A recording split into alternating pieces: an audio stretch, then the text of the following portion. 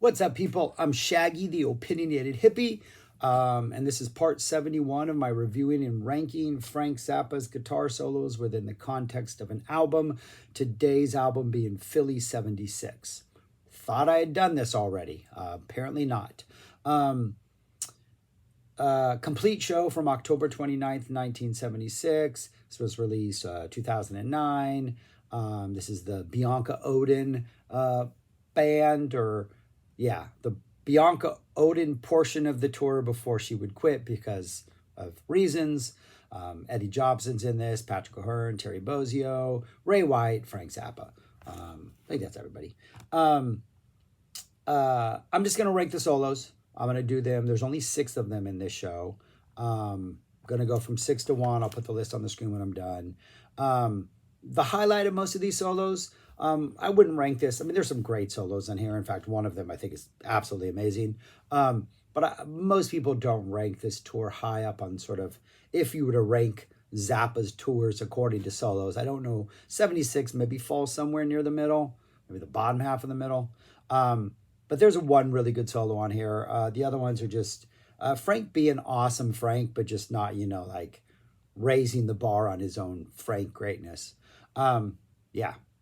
I'm a little tired right now. It's the first Monday of the school year. I don't quite have my sea legs under me, so I feel a little like out of it, but excited to talk about some Frank Zappa solos. Anyways, let's get on to them. And at the end, I'm going to rank this release to all other releases that I've already done based on guitar solos only.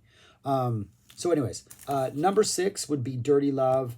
Your typical Dirty Love solo. Frank comes in, plays the solo, gets out, we move on. Great little song. I wish Frank had kept it around. Would love to have heard like the 88 band drop a Dirty Love somewhere. I think it's 3.5 minutes. Why not? Solos just straight to the point. Frank being Frank in a short little burst. But really not much different than any other Dirty Love solo, really. Number 5, Muffin Man. Your typical Muffin Man solo, doing what Muffin Men solos do. I think by far the star of this is the rhythm section. I could, even on the solos that are really, really good, the rhythm section is like part of that inspiration. The Bozzio O'Hearn contrast and the sudden bursts of like fills that Bozzio has, the sort of long drawn out notes that O'Hearn does, and then these just random bursts of activity. Really, really good stuff. Muffin Man is definitely helped out by the rhythm section. The solo itself is just your typical awesome show-ending solo. It's starting to really pick up some heat. You maybe feel like something like exciting is going to happen. Then Frank decides that, no, let's teach the audience all the words to Muffin Man and have them sing along. So then we get that instead of more solo. So don't be fooled by the lengthy time on this, if you get this on the box, on the track listing. That 6.5 minutes is not devoted to a solo, unfortunately. Number 4 is Stinkfoot. O'Hearn and Bozzio, I think, steal the show with this Stinkfoot. I do think maybe O'Hearn and Bozzio being so good kind of makes Frank try a little harder. And I think the energy of this Stinkfoot is maybe a little too aggressive. And I think one of the great things about Stinkfoot as an opening is Frank, especially in 74, I'm basing most of this on 74, though even in 88, Frank kind of followed the same path, where that opening solo was just like an appetizer of like a really good appetizer, but not an ambitious appetizer, not an appetizer where you're like, wow, that could have been my whole meal. That was so good. You're like, no, solid appetizer. I'm now ready for more.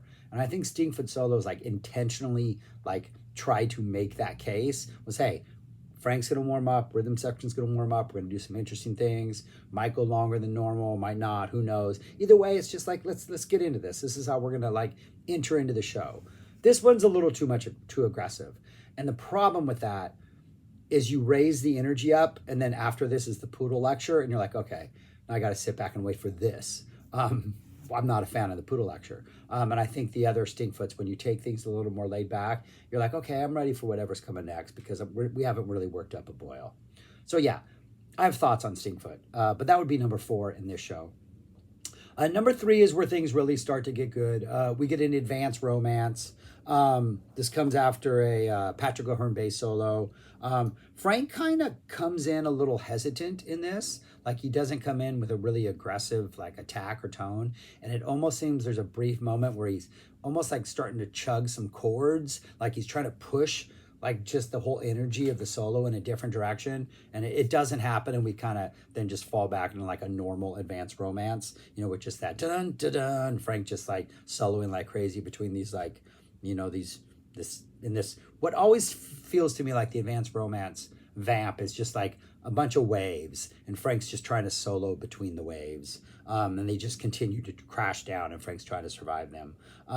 Bozio's incredible. The first half of the solo seems to be more of like typical advanced romance, like Frank knows what to do, but he's looking for inspiration. And then the second half, things really start to gel. Everything seems to pick up speed, but like in a really purposeful, intense way. And then towards the end, we get some chaos energy where Bozio's fills are crazy, O'Hearn's doing crazy stuff, and Frank's really like he's trilling at times and just getting crazy, noisy.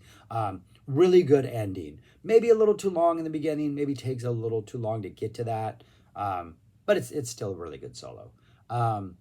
Number 2 is The Torture Never Stops. This one is just amazing. Also starts off really kind of hesitant, but that I think is purposely the case in these, where Frank is just like almost timid, like he's going to come in knowing that he's going to continue to build the energy throughout the solo. So it's almost purposeful. Where in the advanced romance one, it seems like he just didn't know what he wanted to do. This one, it's like, no, we got to start low, because then we're just going to up the intensity as the torture gets worse and worse. We get really about 2 minutes, maybe 3 minutes of really like low key, low simmer type playing. The tone is kind of light, a lot of like just like light playing. About 3 minutes in, it seems like we're hitting a couple. We're getting some more distortion in the guitar. We're getting some more like effects coming in. Bozio and O'Hearn really start to up their game. And then we just start to get some really, really nice shredding energy. And we get this really interesting mid-song peak from which we go way back down. Like, if this was another song that typically didn't have long solos, it seems like we had already ended the solo, but then we come way down to this almost really kind of funky, cool, playful rhythm thing before it picks back up again to the end of the song. So there's really kind of this almost weird roller coaster. We don't really get this explosive, erupting, just thunderous ending, but the sort of fake ending in the middle kind of almost like it takes, we don't need it. It takes some of the sort of the tension out, and we're able to just kind of ride out the rest of it. And I think even if it hadn't gone up at the end and we had continued to just drop down and kind of just like mirror what we did in the first half, it would have been a really cool listen. Maybe not one of the best torture solos, but a really unique listen. But the fact that it does come back up and reach this nice peak before we go into the end of the song, it's pretty cool. It's a nice little ride for a 76 torture. But then number 1, by far, Black Napkins. This is just a work of art. It's like 8.5 minutes long.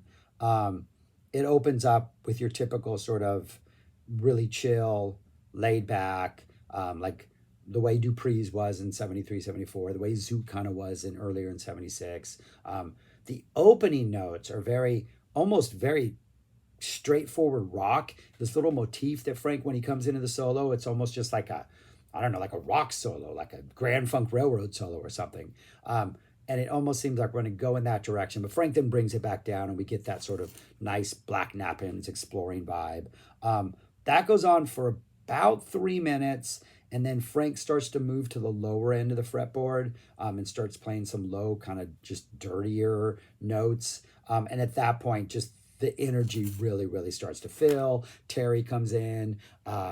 It seems like there's this really awesome tension between Terry and Frank wanting to really elevate the energy of the solo, and like Frank is just getting more and more aggressive, and Terry's just dropping these fills in, where anytime Terry comes in with a fill, Frank is inspired to like go a little more aggressive, or like, just reach for something new. And Patrick is just down there like in the basement, just dragging out the like groove and like making us stay grounded. And there's this really just awesome tension between the two that is one of the things that makes Black Napkins, especially Black Napkins with O'Hearn on bass, some of the greatest things Frank has done. But yeah, this one is really good. We get a lot of Frank repeating the same ideas over and over, almost like, almost playing around with loops, but he's playing the loops himself. And anytime he does that, that's when Patrick really starts to like, okay, now I'm going to come in and like fill up space in different ways because you're in this pattern and I don't need to hold anything down. And Terry, of course, is just going crazy. Never really gets to this absolutely frenetic, explosive. It in no way becomes a volcano solo. We're like, okay, we know we're going to reach this peak. It's just at some point, things just start to wind down, and then Frank stops playing, and the band is kind of just playing the groove, and Frank goes, oh, okay, let's continue on now. And then he goes into the and plays really a meek version of the theme. But it is such an awesome solo. It's really not like any traditional solo, as many of Frank's are. We're not going from point A to point C and it's like this arc. It's just like little arc, and then we go up, and it's beautiful. It does intensify, but his relationship with this rhythm section, his ability to not want to need that peak, to feel like he's doesn't need to go to this like false sense of everybody's like going crazy to like deliver something satisfying. Yeah, man. That's why I'm going to say it. I've said it every time I've brought up Black Napkins. They should release a box set of every single Black Napkin solo. It would be the greatest thing ever. All right, but that's easily number one. That's what they look like in writing, those 6. Yeah, Black Napkins is insane. I would say Torture and Advance are just kind of really solid, great 76 stuff. But the Black Napkins transcends the tour for sure. And probably helps even raise the tour up a couple levels in an overall ranking. Where would I rank this among all the other ones? It's kind of a little past the middle. I have it at 43. So yeah, little below the second half, which probably where I would rank the tour. So I mean, that kind of makes sense. It tracks with what I said earlier, and I did not plan those two things to happen. It's bearing out exactly as I said. So anyways, that's all I got. Thanks for watching. Subscribe, like, share, comment.